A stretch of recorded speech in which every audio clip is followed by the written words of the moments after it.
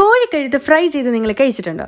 അപ്പം നമ്മളിപ്പോൾ പോകാൻ പോകുന്നത് അങ്ങനെ ഒരു കിടിലൻ സ്പോട്ടിലോട്ടാണ്.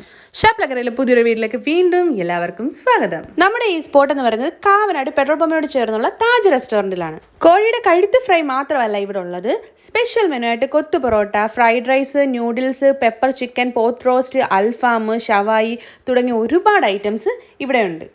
അപ്പോൾ നമ്മൾ ഓർഡർ ചെയ്തത് കൊത്തു പൊറോട്ടയും ചിക്കൻ കൊണ്ടാട്ടവും ചിക്കൻ മസാലയും അതുപോലെ തന്നെ പെപ്പർ ചിക്കനും ആയിരുന്നു. ഇതിൽ എല്ലാ ഐറ്റവും വളരെ ടേസ്റ്റി ആയിരുന്നു, അടിപൊളി തന്നെയായിരുന്നു. അതുപോലെ തന്നെ പ്രത്യേകിച്ച് എടുത്ത് പറയാനാണെങ്കിൽ നമ്മുടെ ചിക്കൻ കൊണ്ടാട്ടം ഒരു സൂപ്പർ, ഒരു മസ്റ്റ് ട്രൈ ആയിട്ടുള്ള ഒരു ഐറ്റം തന്നെയാണ്. പറ്റുമെങ്കിൽ നിങ്ങളും ഒന്ന് ട്രൈ ചെയ്ത് നോക്കുക. കൂടാതെ ഫാമിലി ആയിട്ടും ഫ്രണ്ട്സുമായിട്ടൊക്കെ നമുക്ക് വന്ന് കഴിക്കാൻ പറ്റിയ ഒരു നല്ലൊരു സ്പോട്ട് തന്നെയാണ് നമ്മുടെ താജ് റെസ്റ്റോറൻറ്റ്. അപ്പോൾ നമ്മുടെ ഐറ്റം ഇത്ര എത്തിയിരിക്കുകയാണ്. നമ്മൾ ഫസ്റ്റ് ട്രൈ ചെയ്തത് പൊറോട്ടയും ചിക്കൻ മസാലയായിരുന്നു.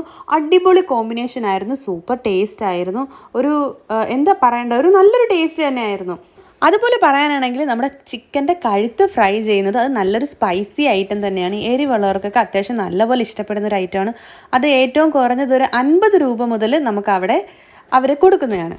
നമ്മുടെ പെപ്പർ ചിക്കൻ്റെ കൂടെ കോമ്പിനേഷനായിട്ട് എടുത്തത് അപ്പമായിരുന്നു. അതും ഒരു അടിപൊളി ടേസ്റ്റ് തന്നെയായിരുന്നു.